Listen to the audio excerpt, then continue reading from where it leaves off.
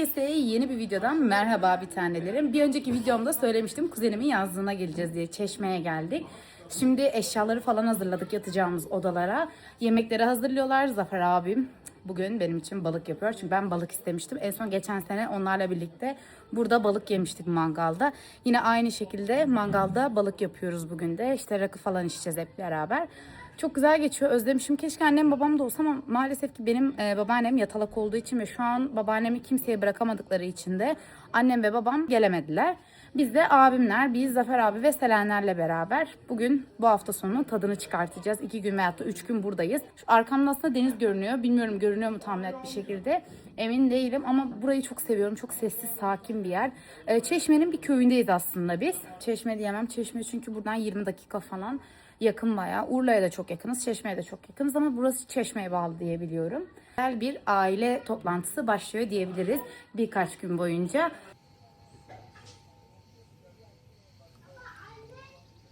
Zafer abimin ellerinden bak abi diyorum özellikle. İşte bozuk saat gibi. Günde 2 kere doğruyu söylüyorsun. Günde 2 kere sadece. Dönüyor ya günde 2 kere doğruyu söylüyorsun. YouTube'a bunu koy. Koyacağım zaten. Koy bunu. Koyacağım zaten. Ellerinden. Karides, ahtapot ve balık. Özellikle ben istedim balık. Çünkü en son geçen sene yapmıştı. Öyle yemiştik. Önce sağlığa sıhhate, sonra burada olanların şerefine, Ya. burada olmayanların gelmişine geçmişine. Layla. Bir de ahtapot koydum şimdi. Oo, işte karides o babacığım. Kanka tadına baktın mı? Yapayım babacığım. Tavuk gibi. Soslu şey gibi. Bu tat yapmak istiyorum. Balık mı? Küçük parça. Sen sevdiysen olay bitmiştir. Ulan o kedi maması gibi. Yemez Şunun- çünkü. Bunun tadına baktım onu soruyorum. Yesin demiyorum. Balığa başlarsan çok mutlu edersin beni aşkım. Bu bana hoşuma gitmiyor. Balığı beğendin mi? Kötü değil ama benim tam şey değil. Tamam. Abi. Şu var ya. Attırırsın ya yere. Olmuş değil En mi? azından tat. Bak ben değil mi? Sen hiçbir restoranda bile yemedim. Geçen Bunları bazı sen yemedim. Bu Ben bana de- çok... Şey çok güzel Şey olmuş. gibi geliyor ahtapot. Efendim? Yiğit nasıl olmuş? Bakmam lazım ama lütfen. Layla, Bak sağlam istiyor ama. benden kaçtı. Layla gel. Yiğit be şu bira bardağı benim. İşte Onu balığı bana verir misin? deniz Su. ürünü yapan. Dayıcım ellerine sağlık. Ben boşuna istemedim. Zafer abi sen bunları boş ver. Sen dinle onları. Kardeş bu kadar güzel miymiş ya? Değil mi? Heh. Arka kurt kalktı. Kurtarlandı. Hayır. Sıra çıkart. Donum da yok. Hala bilmiyorum ama vampiri konuşabilir miyim? Tabii son konuşma hakkı. Vlog açmış Beyza. Haberiniz olsun vampirim de vlogu da açmışımdır. Sensin. Sen ne bilmişsin oyunu? Direkt Selen'i öldürmenden belli. Ne alaka? Kim Bence benden de korkuyorsa o beni öldürür. Blok ne demek? Onu bana bir açıklar mısın? Yaşlılık ya. Allah'ım ya Rabbim ya. çekiyor, şey günlük şeylerinde yapıyor falan. Sosyal medyaya paylaşacaksın. Vallahi ama. O zaman vampir burada. Zafer değil mi bu falan diyecek. Anam benim vampir olmuş. Kanki öyle olmuş. Sen vampirsin. Vampir olmuş dedi az önce. Köylü olmuş. Duydun mu? Duydum. Ne dedi? Az Var, önce vampir vampir olmuş. ağzından Patron Ferhan Hanım'ın ağzından. Ağzından kaçtı. Alkolün zararları. Bu ikisi vampir bak direkt söylüyorum oyun sonunda. Net Hep ben oradan değilim. oraya. Beni birazdan Ben de öldürecek vampirler. Niye bu kadar? Abim de çok sessiz. Abim de bu kadar sessiz olmaz normalde. Ona yeni Çünkü neden? geldi. Oyunu az önce anladı, kavradı, dur dedi. Ben dedim bir sus ya. Abimi tanıyorum. Açık verecek dedi. Bak ben size bir şey Alkolün söyleyeyim mi? etkisiyle de açık vermekten Bu korkuyor. şeytan, bak bu cehennemi Tamam, görmüş bu böyle şeytan. konuşuyorsa net vampir. Oyun bak başlarından beri hiç susmuyor. Nasıl susmuyor? Kıza Sen da ne ilk konuşuyorsun? İlker beni öldürdünüz zaten köylüyken. Hayır bu oyun. Ha ben zaten şimdi bir daha öleceğim. Beni öldüreceksiniz. O kadar iyi anlıyorum ki. Bence bir tanesi Zafer abi. Biri Ona de eminim abi. Çünkü esnedi az önce herkes gözünü kapattığında bu şeydir böyle. Ha ben değilim ki. Birazdan gerçekten yüzüne çıkacak. Berkan abi sen ne çok Bak ben size söyleyeyim direkt vampir Beyza. Ben 3 kişiden şüpheleniyordum. Ben değilim. Biri Beyza, biri Selen, biri Zafer abiydi. Selen öldürüldüğüne göre Ben değilim. Selen öldürüldükten sonra ilk göz göze gelenler Senem ablayla Zafer abiydi. Beyza'yı ben direkt eledim. Beyza'nın çirkefliğini ben bilirim. Ben çirkeflik yaparım. Çünkü Ama Senem abla da olabilir. ikisi aynı anda şey yaptı ama üçüncü bir adayım var, ondan emin olmadan ben konuşmak istemiyorum. Niye? Karın olduğu için mi? Ya. Arkadaşlar. Karın olduğu için Ya mi Cem konuşmak ikisini aynı anda bir istiyor? daha gelmez ya. Bilemeyiz. O zaman biri sensin. Diğeri kim olduğunu nereden biliyor? Tabii canım ikisi aynı anda gelmez. Biri benim. Salak gibi konuşuyor işte. Aşkım sen niye bu kadar Ben sessizsin? sen alkolün etkisinde. Aşkım sen niye bu kadar sessizsin? Hayatım ben ne zaman Ben sesli Türkçe yaz konuşuyorum biliyorum ya? ben. Ben zaten vampir köylü. Ben bilmiyorum sizin Bak biri kesin Beyza da Ben değilim. ikincisi şu Sen arada her vampir olduğuna benim üstüme sallıyorsun. ağzımı açmadım. Hayır. Sen her vampir olduğuna benim üstüme sallıyorsun. Salla ben bir kırgıtım. Bence artık Burada- oylamaya geçelim. Aynen. Bence Bence de. yapalım, herkes bir rahatlasın. Bir rolleri görelim. Peki aynı iki kişiye oy kullanabiliyor muyuz? Yok, tek oy. Herkesin tek oy hakkı Şimdi var. bir Aldım, tane bir diyelim Berkan ki oylama yaptık. En çok oylu vampir diye açtı vampir değil. O ne oluyor? O zaman köylü Köylü ölüyor. ölüyor. İşine yarıyor. Bir ölüm gecesi oluyor. Bana kanaat getirdi. Sen net vampirsin. Dave- Sen bana sallıyorsun hep. Dave'e oy veren var mı? Harcım bitti ya. Bir oy geldi Dave'e. Tamam biri de Senem abla. Biri de Ulan Senem burada. abla. Biri de Senem abla. Dayıma oy veren var mı Zafer dayıya? 2 oy. Ben kararsızım. Kendine oy ver. Berkant abiye oy var Hacım mı? ikisi Berkant verdi. abi diyorum ben. Berkant abiye bir oy gitti. Yenge oy Bir veren yap. var mı? Direkt net Bir Senem oy abla. gitti. Bir yapsam bir. Hayır, Bana bana diyor, yengeme bana. oy ver ama. Aynen. Tamam hayır biri yapacak. Ben verdim onu. Tamam ben birim. Tamam. Hayır, bana oy veren var mı? Şimdi Hayır, sen o daha gelmedi Beyza'ya sana. oy veren Ki var mı? Zafer abi Bence verecek. ben unutkarım ya. Sana beni tanıyamazsın. Bir oy. Beyza iki Hayatım sen oldu. çok 2 oy konuşuyorsun oldu. yani. Ben o yüzden Berke'ye oy kullanamıyorum. veren var mı? Ben Ben değilim. oyumu verdim. Ben İki öyle- de tek oy veriyordu değil Tek mi? oy. Tek veriyor. oy. Senem yengeye Bana oy yok mu? Senem yengeye ben Hayır, oy sen Senem veririm. bir. yengeye en çok oy dayıma gitti galiba. Böyle. Hayır Tamam. 2 oldu. Tamam en çok 2. Tamam Beyza da 2. Ha 2. 2 de. Burada ne yapacağız? Beyza'ya 2 oy mu gitti? Evet. O zaman oylama kapanıyor, ölüm gecesine geçiyoruz. Ölüm yedisi mi? Aynen. Daha Bu oylamada değilim. kimse ölmedi. Kimsenin şeyi... Vampirler öldürecek beni şimdi. Sen öldüreceksin. Evet, şimdi herkes gözünü kapatsın, vampirler yine birini Kapat öldürecek. zındık. Bence beni öldürecektir. Vampirler gözünü açıp birini işaret ettiler. Gözünü kapattı. Herkes gözünü açabilir. Berkant abi aramızdan ayrıldı bu gece. Tamam doğru adresi ben bulmuşum. Aynen öyle. Astroloji. Ya sen Son sözünü söyleyebilir. Kızım ben vampir olsam Son öbür sözünü vampire söyle. seni Bak gömerim. ben şöyle söylüyorum. Benim üçüncü şüphelendiğim kişi Berke'ydi. Ama şu an Berke'deki şüphelerim gitti. Şu üçlüden kesin ikisi vampir. ya karın da sana şey yaptıysa? Ben sana bir şey söyleyeyim. Vampirse onu Bunlar hayatta neler kullanmaz. Kullanır. Kullanır. Neyi kolan? Ne? Vampirse ters psikoloji. Yapar. Ha ya nerede? Yengem zeki bir kadın yapar. Alo.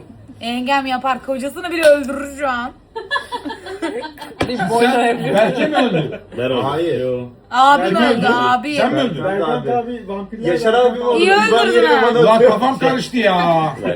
Bahaneler Oğlunu bahaneler. öldürecektin de Berkant'ın Bahaneler, mı kaydı bahaneler. hakkı? Şu an Tamam, ben size söylüyorum. Berkant abi öldü. Bak vampir 1'e 10 basarım biri bu. Sadece Vallahi masum ben bir değilim. Ya güven karına ya. Hayatım Saçmalama. ben sana hiç güvenmiyorum bu ucunda. Ne niye güvenmiyorsun? Çünkü sen normalde beni en son öldüreceksin. Hayır. Bizden benimki değil. Ben öldüm. Sen bir geceyi Kanka bekle. mesela bir şey Ben şu vampir an grubu buldum. var. Biri Ya, bulup ben da şu an buldum. ikinciyi Ben bulamadım. Sen Ben- çok sessizsin. Ben Evet. şu an buldum. Şeyde Diyor var. yani. Bir şey diyeceğim. Abla da Şimdi var. neyse tamam en son soracağım. Tamam vampir. En son sor. Oylama yapıyoruz. Oylama. Tamam. Hangisi vampir? Ulan kim yaşıyor? Tamam vampir en son Bak, sor. bu Açık yaşamıyor. etme. Selen'le Berkant abi öldü sadece. Tamam Ben değilim. Tutmayınca- Beyza abla bak sana güveniyor. Vallahi ben değilim. Oğlum sen öldün mü? Ben ederim. Berkant abi. Ya öldü ya. Ay tamam o öldü. Bana diyor öldü mü diyor. Beynim yandı ya. Ay bak Selen öldü. Berkant öldü. Tamam mı? Bu Şimdi ikisi öldü. bitti. Şimdi devam edin. Öldürdüğüm kişileri unuttun mu? Benim Bugün kartım oylama da vardı. yapacağız. Ben size bir şey söyleyeyim. Bak vampirin bu şeytan, biri bu. Vallahi Biri ben aynı değilim. atıyor. Sen Sen her seferinde beni bokluyorsun Utanmaz kendin seni. vampir Ben oldun. kararımı verdim. Herkes o suç atıyor. Söyleyecek bir Ben şey yok. henüz göremedim. Bence de Berke. O çok şey yapıyor, baskın yapıyor. Üçkağıtçı. Anne oldu olabilir. Bak anne oldu olabilir. Yok Olmaz yok. değil. Biri kesim. Ben Senem abla bak. Bakışlarından Aynen. böyle parlıyor Bak, direkt- gözleri. Bak bir Ben şey bilmiyorum söyleyeyim mi? kim ya. Bak Aşkım, ben Senem de bilmiyorum Berke, ama bir Berke'nin tahmin üstüne yürüt. yürek benim kanı Dikkat et, yöneldi. bak, Bak bak, direkt. bak. Bakışlara bak, mimiklere bak böyle. Senem Oy abla da gecesi istiyor. Sherlock Holmes. Oy gecesi istiyor. bir kızarmadı değil yani yanaklar. Oy gecesine geçelim tekrardan. Bu sefer farklı yerden başlayayım. Yengeden başlayayım. Tamam. Yengeye oy veren var mı? Heh. Beyza'ya oy veren var mı? Ben veriyorum ya. Beyza 1 oldu. Berke'ye oy veren var mı? Berke de 1 hatta 2. Senem ablaya oy veren var mı? Ben Berke'ye oy veriyorum. Hadi bakayım. 3. Değiştirdin mi oyunu? Evet ben daha O kimseye zaman vermedim. oylamaya devam etmeye gerek yok. Berke'ye Aç lan kağıdını. oy olarak. Vampir. Kartı nereye koydum ya? Vampir. Bu Evet. gitti. O zaman. Annesi. Hayır bu. Aynen. Bu. Kızım ben vampir olsam buna oy verir miyim? Verirsin. Bence de. Bence de. Vampirini de burada. Al. Al. Koynunda Hollanda'da yılan mı istemişim? Dur bakayım düşün. Kanka geçmiş olsun. Evet. Bak. Benim 3. tahmin doğru çıktı. Aynen. Benim 10. tahminim doğru çıktı. Üçte ya. Hayır dedim ya. Ama kafamda 3. Bu bir çok- şey var, çok emin belli. olmam lazım. diye. Belki çok belli. Evet çok belli. Yani babamsınız sonuç olarak. Beyzacığım kimmiş vampir? Tamam ben Berke dedim ya zaten. Tamam ben de onu diyeyim. Şu an kim? Ben aşkım sen Kocama değilsin. konduramıyorum. Şimdi zaten bu gece Bence oylama güven. gecesi değil. Bence güven. Ölüm gecesine geçelim Ölüm bence. gecesi, aynen. Tamam. Ben Şimdi diyorum. herkes gözünü Tamam, kapattı. dört. Evet, 4'e 1 kaldı şu Kesin an. ha. Herkes gözünü kapattı. Vampir gözünü açtı. Öldürmek istediği kişiyi işaret etti. Herkes gözünü kapattı. Herkes Var ya. gözünü açabilir. Doğru tahmin etmişim ya Selen. Ben Herkes gözünü değilim. açabilir. Beyza aramızdan ayrıldı zaten köylü olarak. Tamam. Ben tahmin ettim. Senem abla yaptı diyorum ve Evet, kapatıyorum şimdi konuyu. direkt her Senem abla oylamaya yaptı. geçelim. Yavrum sen Ben vampir yapmadım. değilsen kesin bu vampir. Kocam beni öldürmez. Biri daha var oyunda unutmayın. Niye? Üçümüz kalmadık mı? Ben varım. Astroloji. Şu an 4 kişi kaldınız.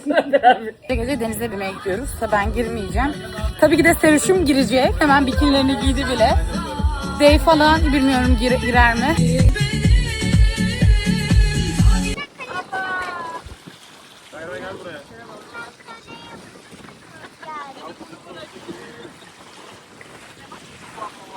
Yiğit giriyor. Zafer abi de giriyor.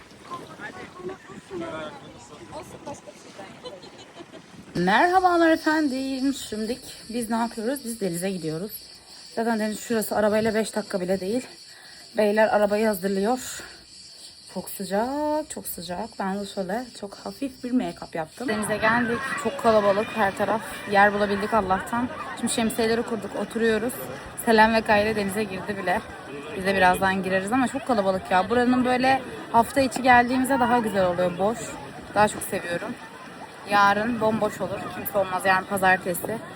Bakalım nasıl olacak.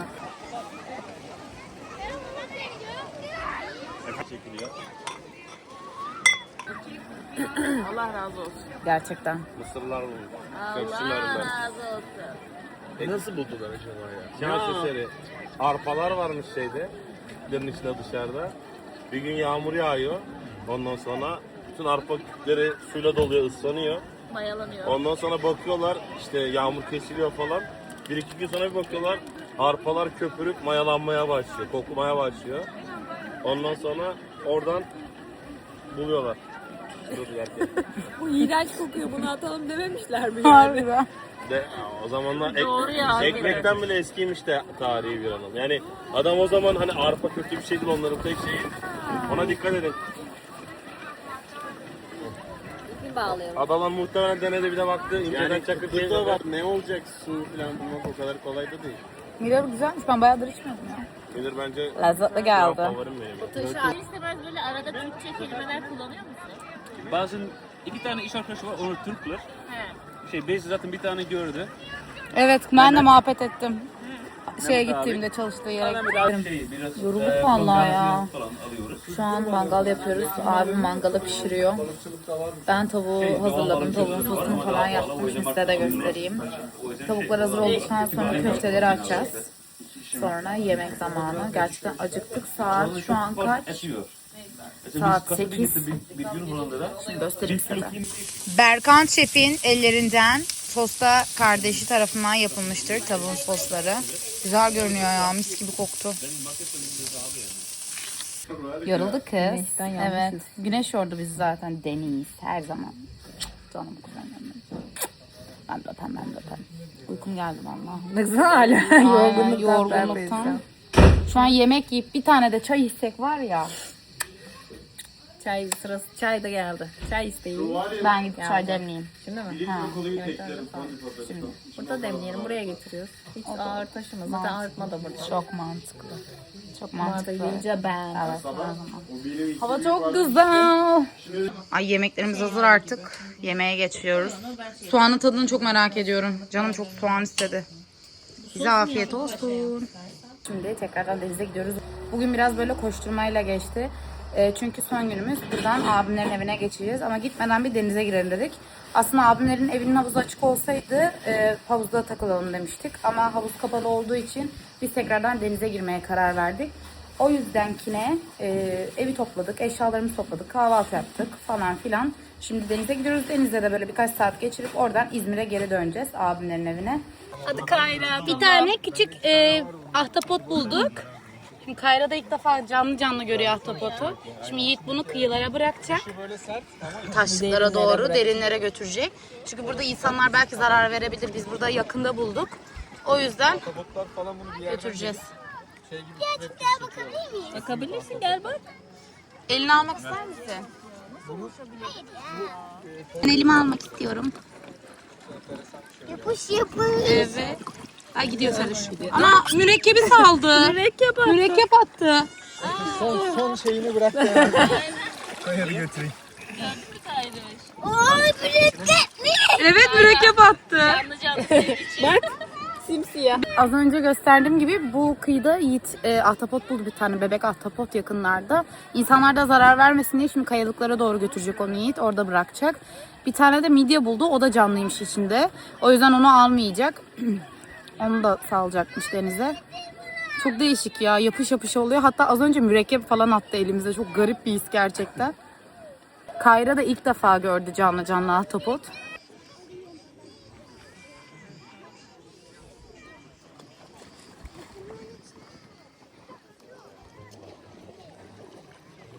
Şimdi duş falan aldık.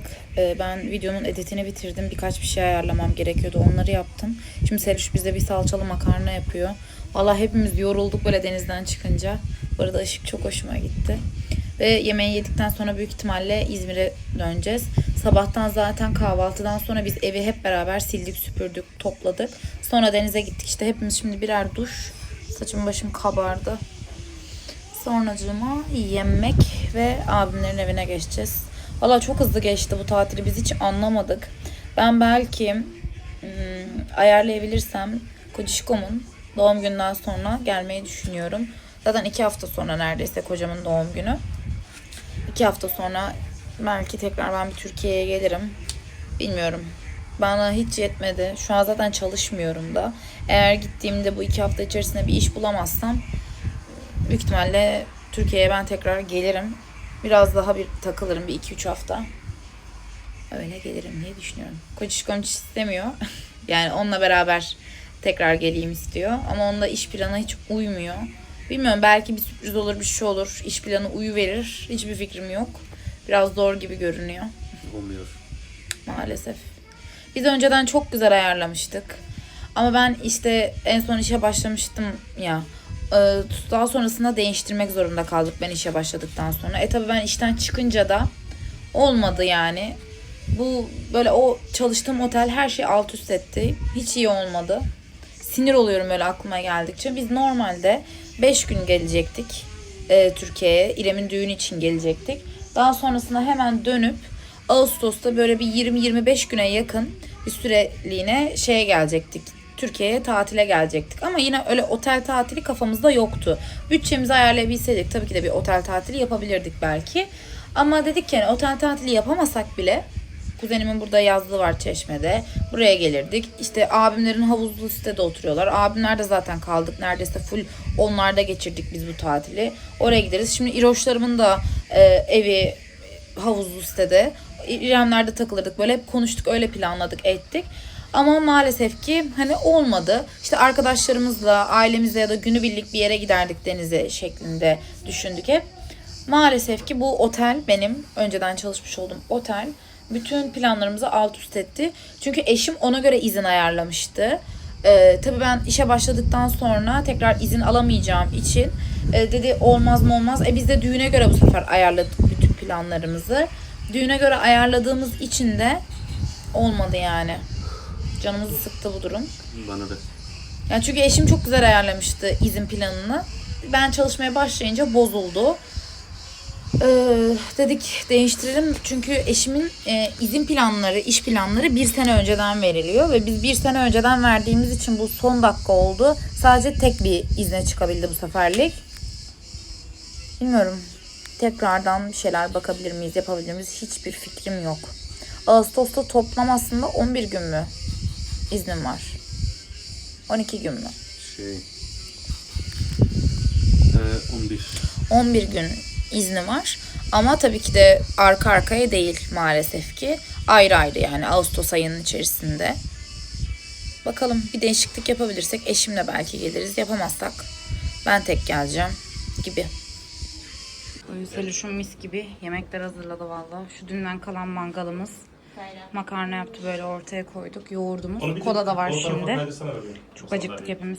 Herkese yeni bir günden merhaba bir tanelerim. Dün Çeşme'den geldik abimlere. Sabah hemen kalkıp hızlı bir kahvaltı falan yaptık. Abim daha sonrasında Kayra'yı yüzme kursuna götürdü. Bu arada şunu da söylemek istiyorum. Sabah hem çok güzel bir haber aldık hem de çok duygusal bir haber. Özellikle yengem ve yengemin ailesi için. Gamze ablam, yani yengemin ablası, Almanya'ya taşınıyor arkadaşlar. Yani ben çok mutluyum çünkü 1 saat mesafe var aramızda. Araba mesafesi, çok yakınız. Ben çok mutluyum. Tabii ki de duygusal anlamda biraz ben de üzülüyorum ister istemez. Çünkü tamamen buradaki hayatını bırakıp işte Almanya'ya yerleşiyor. Yani çok güzel bir hayat onları beklediğine eminim ama bu yengemler ve yengemin ailesi için biraz ister istemez duygusal ve zor olacak. Ama çok da güzel bir haber. Neyse biz de şimdi eşimle inelim dedik. Bugün havuzda kimse yok, şaşırtıcı bir şekilde. Bomboş bugün. Zaten biraz da Kayra kuşum gelir o yüzme kursuna. O direkt abim yanımıza bırakır büyük ihtimalle havuza.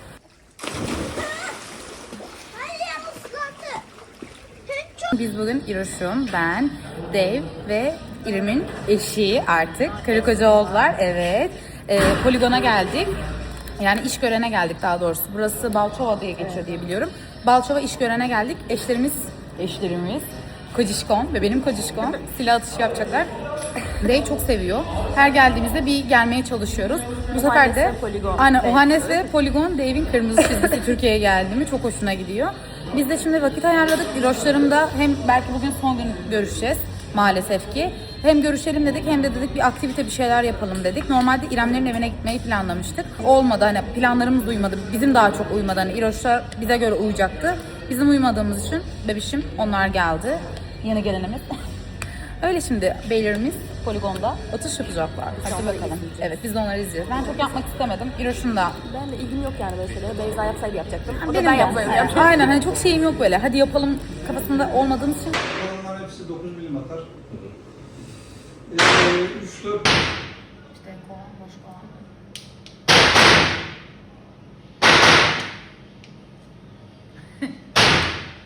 Çocuk sıçrıyor mu, korkuyor?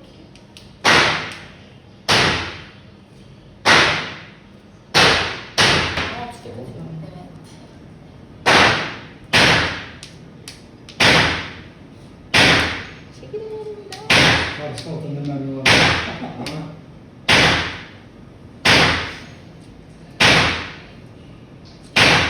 İsmail evlerine geldik. Dut diye bir kafe. Buraya yıllar önce bir kere daha gelmiştik. Burasıydı. Tam böyle deniz manzarası var ama o kısımda tam masalar var. O yüzden çekemiyorum şu an. Biraz da kalabalık ortam. Sesim de umarım geliyordur. Şimdi soğuk kahvelerimizi söyledik. Beyza fiyatları çok oldu. Ben aynen hani biz orada bir kahve 3 euro falan veriyoruz. Burada yanına 2 daha ekliyoruz. Ben ayağım çok enziyim. Bu kadar bir kahve 300 lira olması. Ha, bu kadar değil çünkü ya en son bıraktığımda. Ben en son 9 ay önce zaten burada yaşıyordum. Starbucks'ta falan bu kadardı. Aynen. Kafelerde değil. Kafelerde bu kadar değildi. Sen anlat bak. Antalya'da balayındayken Starbucks'a gittik bir kere, otelden çıkalım dedik. Ondan sonra 2 kahve 2 suya 1000 lira para verdik. Şaka gibi bir fiyat ya. Turistleri bu kadar yiyemezsiniz abi gerçekten. Ya bu kadar olmaması gerekiyor ya. Aynen. Yazık günah ya, çok ayıp bir şey ya. Hani haksız kazanç gibi geliyor bana. Yani iki kahve bir su ya. Bir su mu dedin? 2 su mu? 2 su 2 kahve. Ha, 2 su 2 kahve. Hiçbir şey yok başka içinde ve Tatlı yok, yemek yok, bir Aynen. şey yok. Şaka gibi ya. McDonald's menüleri de 275 lira fazlaydı mesela. Çok kötü. 300 lira fazla fark verdik mesela. Ya bildiğimiz için oradaki fiyatlar bayağı aşırı. Aynen. Her öyle. yerde aynı olsa tamam diyeceğim de Yazık. sırf turistik mekan diye yani. İnsanları çok güzel kazıklıyorlar yani. Gerçi Alaçatı'da öyle. Çeşme. Yani evet. Çeşme'nin de çok bir farkı yok. Şey yapmışlar bir de Tek mesela. şaşırdığım şey LC'de bu arada şeyi gördün mü? Elsi çok ucuzdu. LC birincisi çok LC ve 2'den mi? ve ikincisi abi o kadar fazla marka var ki LC'nin içinde. Kappa mappa var, Aa. orijinal ürünler var. Karışım yapmışlar. Ama benim İzmir'deyken baktığım 700 lira olan hasır şapka orada 200 liraydı. Aldım onu Evet. mesela. İyi yapmışsın. Kıyafet ucuzdu ama yeme içmeye. Bazı yerlerde çok fark ediyor bence kıyafet şeyi. Bölgeye göre En son değişiyor. mesela internetinde baktım orada 700 lira. Ay şaka gibi Orada ya. 200 lira. Peki outlet gibi bir şey miydi yoksa Yok normal pahalı bir AVM. şey gibi bizim Buranın- buradaki Karşıyaka tarafına var ya Hilton mu? O gibi bir şey. Daha Bildiğin turistik böyle şey. eğlenceler şeyleri falan filan. İstinye'nin Antalya Ha versiyonu. aynen. Stilce gibi. Çok Hiç saçma bir duymadığım şey. markalar var. Mesela elbise bakıyordum ya, elbise son gün elbisem gelmedi falan. Ondan mı aldın? Aynen bir tane elbiseden aldım. Bir tane butik vardı, dedim buraya girsem internetimde bir girdim 16.000 lira bir günlük elbise. Ne? 16.000 lira. Bu arada oranın en ufak butiği. Abi yok ya bizim oradaki butikler bile o kadar değil ya. Hani 16.000 lira bir günlük elbise olamaz. 50 euro abi. ya, Abiye 60 bile euro. olmaz Ben bence. biz biraz daha turistik bir yerde oturuyoruz Hollanda'da. Bizim buranın şeyinde oturuyoruz. Nasıl söyleyeyim? Şirincesi'nde. Yani Şirincesi, Güzelbahçe, sahil evleri gibi bir yerde oturuyoruz. Biraz daha turistik bir yerde oturuyoruz. Ve hani orada da butikler var ama ben hani birkaç tane gittim baktım. Satın almadım, hatta Instagram'dan takip ediyorum.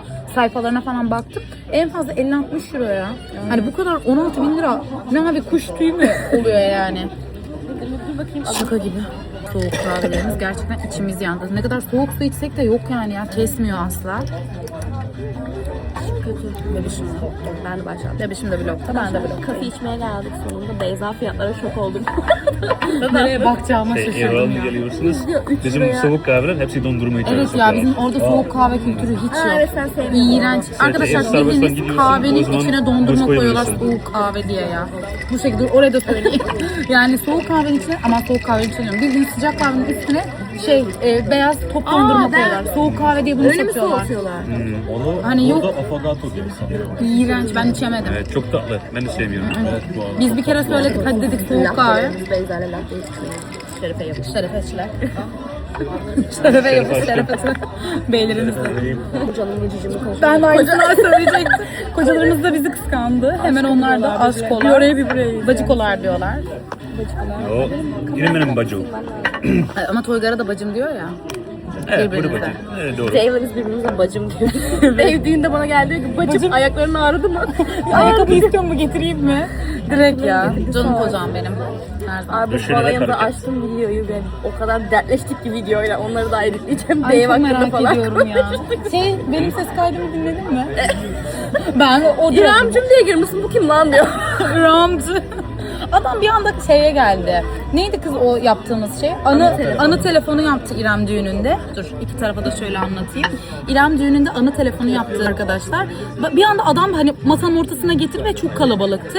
Ben böyle İremcim direkt hani bolluk, bereket, sağlık, huzur böyle işte. Sonra en son seni seviyorum tarzı bir şey söyledim galiba. Teşekkürler. Ondan sonra başka ne söyledim hatırlamıyorum. Çok kalabalıktı. Ses Utandım. Duydunuz mu? Utandım. Ses Çok kaydı falan kalabalıktı. gönderiyorlar mı? Sana çok mutlu olduk falan ben gösteririm şimdi ses kaydı. Tamam dinle. Dave de bir şey söyledi galiba. Ben de bir şey söyledim. Toygar aşkım bir şeyler döndü. Evet öyle gibi bir tarzı bir şey Çok söyledim. mutlu olmuş sizi seviyorum falan. Neyse biz bir kahvelerimizi içelim Tüm ve sesleri anlıyordunuz mu? düğün gosibi yapalım. Kokoreç yiyelim dedik ve biz de bayağıdır istiyorduk. Ya daha doğrusu ben çok istiyordum Hollanda'ya dönmeden. Dedim bir kokoreç mi yapsak, hemen Toygar'ın gözleri parladı zaten bunu ilk teklifi attığında. ve arkamdan yazma. Aynen Toygar'a sakatat ve arkana yazdan gerçekten. İrem dedi ben de acıktım. Böyle hafiften bir açlık geldi hepimize. O yüzden dedik ki bizim Şirin Yer Buca'daki ne denir buraya? Meşhur bir yer, ilk ısırık. Her zaman geldiğimiz yer. O yüzden buraya geldik. Şimdi ben bir yarım kokoreç gömeceğim. Yemeklerimiz geldi. Beyler direkt yemeye başladı. Biz tabii ki de iki influencer'e hemen influencer'e, YouTuber'e hemen çekmeye başladık. Hemen bizim şive değişiyor. Çok güzel çıkıyorsun kız ışıkta. Biz de o zaman artık afiyetler. Beğendin mi aşkım? İyi afiyet olsun. Bir tanelerim, en son videoyu nerede bıraktım gerçekten hatırlamıyorum. Şu an saat 1:30. Gecenin bir vakti. Ben bugün gerçekten çok zor bir gün geçirdim. Çok yorucuydu çünkü yarın, yani aslında bugün biz Hollanda'ya dönüyoruz artık evimize. Sabah ben dün gece hiç uyumadım. Sıfır uykuyla bütün geceden sabaha kadar, saat 8'e kadar yatakta gözüm açık bir şekilde. İşte ister istemez yol stresi, üzüntüsü vesaire, ailemden ayrılmam, arkadaşlarımdan ayrılmanın üzüntüsüyle birlikte böyle bir stres yaptım ve sabaha kadar maalesef ki uyuyamadım. Tarım Orman Bakanlığım neydi valla adı aklımda değil. Saat 8.30-9 arası randevumuz vardı. Çünkü kedilerimizi de Hollanda'ya evimize götüreceğiz. Ve oradan onay almadan maalesef ki ülkeden çıkartamıyoruz. Saat biz 8.30-9 gibi Tarım Orman'a gittik. Tam adı aklımda değil. Yani şu an gerçekten uykusuzum. Sıfır uyku bende. Sonra saat 11 mi 11.30'da mı ne bizim orada işimiz bitti. Daha sonrasında babam, Dave, ben zaten gitmiştik. Biz babamı eve bıraktık, arabayı aldık. Direkt veterinere gittik. Kedilerimizin kendi veterinerine. Sakinleştirici aldık. Çünkü Rico'da, Keko'da yani büyük kediler olduğu için durmuyorlar. Çok miyavlıyorlar. Aşırı strese girdiler. Veterinere gidince hemen bir sakinleştirici aldık. Yani yarın sabah, akşama doğru, yarın öğlen uçacağımız için onlara sakinleştirici yapacağız. Ağızdan verilen bir ilaç verdiler. Onlara sakinleştirici vereceğiz ve tırnaklarını falan kestirdik. Neyse onlarla uğraştık. Ayrıca sonra eve geldik. Hemen hızlı bir kahvaltı yaptık. Hemen valiz hazırlığına geçtik. Sonracığıma ben eczaneye gitmek zorundaydım. Çünkü cildime kullandığım kremim, artık son tüpümü kullanıyordum. Hemen eczaneye gittim. Bir tane kalmış ellerinde, dedi gün içerisinde getirtirebiliyoruz. Tamam dedim, getirttirin. Akşama ben gelip alacağım, saat 7'ye kadar açıkmış. Sonracığıma ne yaptık? İşte Türk kahvesi falan aldık. Onları vakumlattık. Eczaneye uğradık.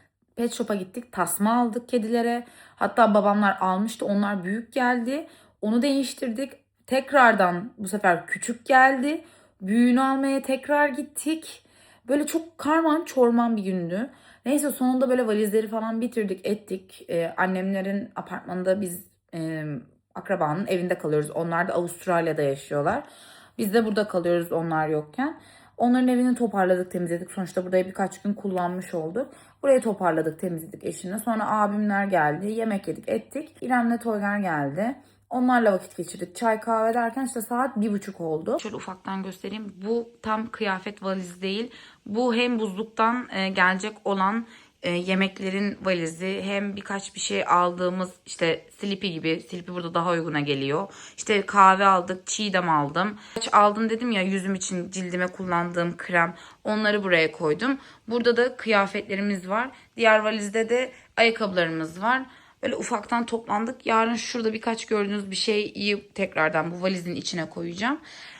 O şekilde. Video başlatmak istedim. Yani bu vlogun devamını. Ama o kadar kötü oldum ki yani video çekmeye başladığım an ağlamaya başladım. Çünkü hem annemlerle son bir kahvaltımız. Çünkü belki bir sene sonra falan geleceğiz, bilmiyorum. Bu konuda böyle şey oluyorum. Duygulanıyorum, tutamıyorum. Kendimi tutmaya çalışıyorum ama kusura bakmayın. Neyse sabah ailemle kahvaltı yaptık. Valizleri falan az önce arabaya indirdik. Bakalım bir daha ne zaman geleceğiz bilmiyorum. Hani eşim de çok üzgün, ben de çok üzgünüm. Daha doyamadık yani, gitmek istemiyoruz. Ama maalesef ki bu seferlik 2 haftalık oldu. Umarım seneye eşim izin alabilirse biz 1 aylık gelmeyi düşünüyoruz.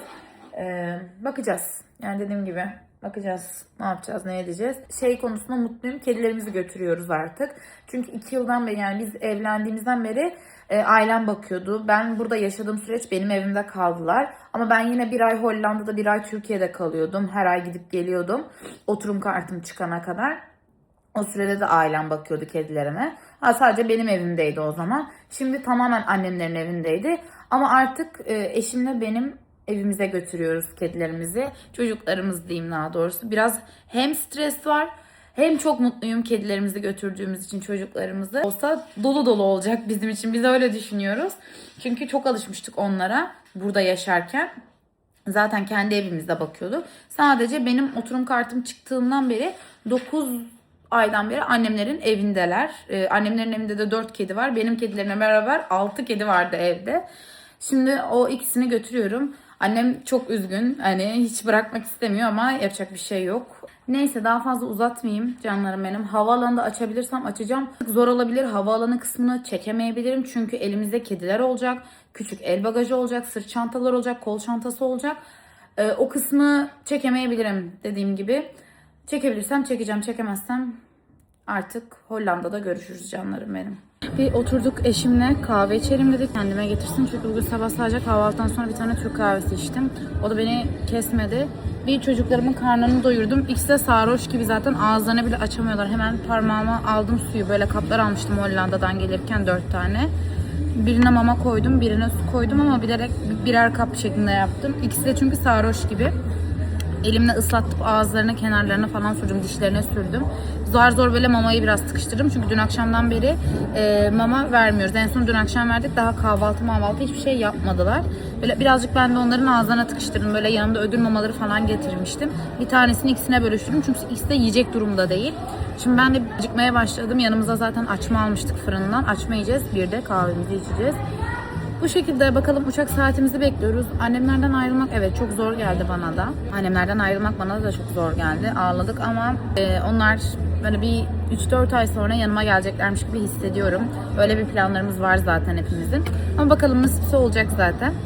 Şimdi biz de evimize, yuvamıza dönüyoruz. Çok güzel geçti. Hem dolu dolu geçti, hem kimseye yetişemediğim gibi hissediyorum. Bakalım. Artık seneye bir dahakine daha plan programlı gideriz diye düşünüyorum. Bir açma yiyeyim ben de.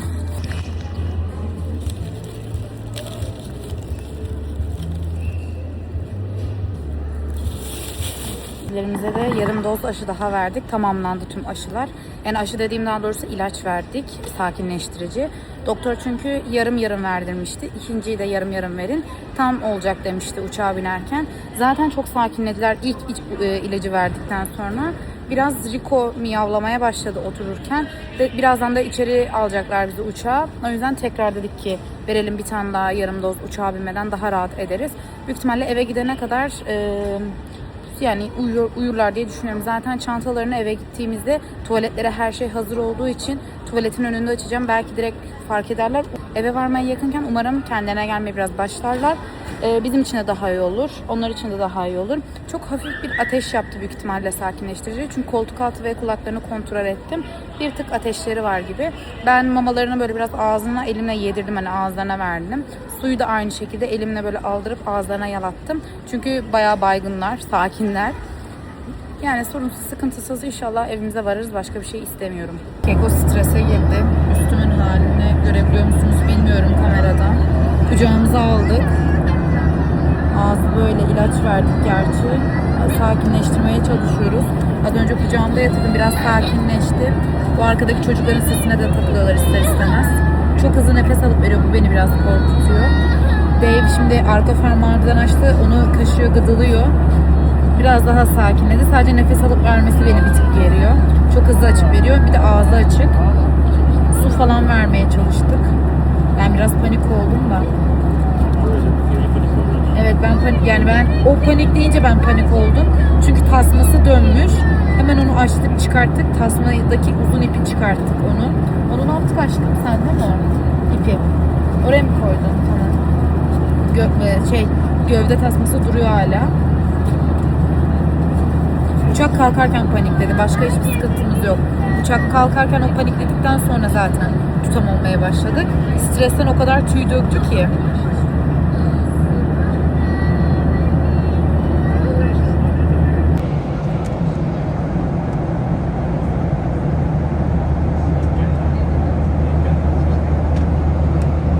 Kedilerin çiplerini okutacağız. Testleri verdik içeriye. Yani daha doğrusu Orman Bakanlığı'ndan aldığımız evrakları içeri verdik. Şimdi testlere baktıracağız. Sonra da inşallah çıkacağız sorunsuz. Onlar da bekliyor. Böyle valizlerimiz doldu. Araba aldık hemen. Çok tatlıydı polisler de. Güler yüzlüydü. Bekliyoruz bakalım. Asker polisler mi? Çok güler yüzlülerdi yani. Bakalım sorunsuz, sıkıntısız. İnşallah kapıdan çıkıp evimize gideceğiz artık.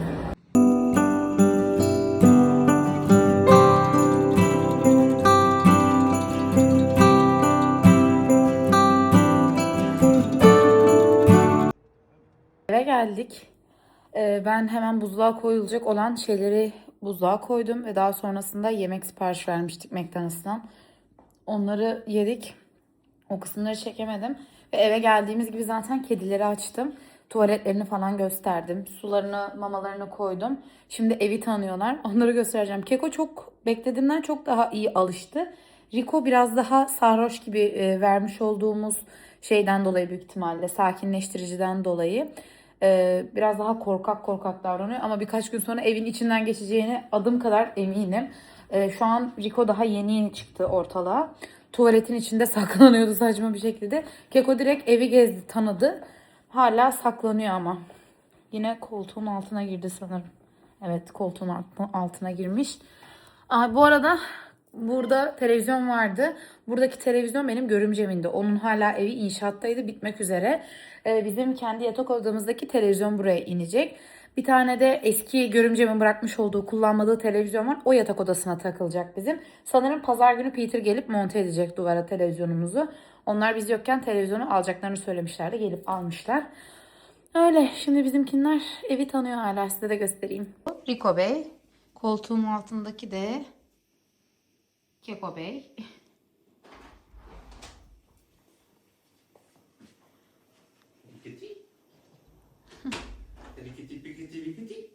Keko daha rahat alıştı. Rico daha etkisinden çıkamadı sakinleştiricinin. Çünkü bak sallanıyor. Evet, bu hala sarhoş. Aynen, daha sarhoş gibi. Günaydın. Eve daha alışmaya çalışıyorlar. Çok tatlı ve komikler. İkisi de gece yanımızda yatmış, ayak ucumuzda.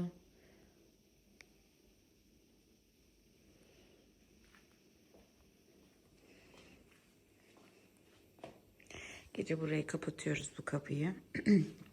Ben salona girmelerini istemiyorum gece uyurken. Çünkü devirecek, kırabilecek çok şey var. Hem mutfakta hem salon yemek kısmında. O yüzden gece yanımıza alıyoruz. Yani yanımıza alıyoruz dediğim şey, bu kapıyı kapatıyoruz. Onlar burada. İkinci katta bir tane daha oda açık, yatak odasıyla birlikte. Orada takılabilirler. Canlarım benim, şimdi ben kapanış yapmaya geçtim. Şu an ben uzun kollara geçtim çünkü hava yağmurlu, serin ve rüzgarlı.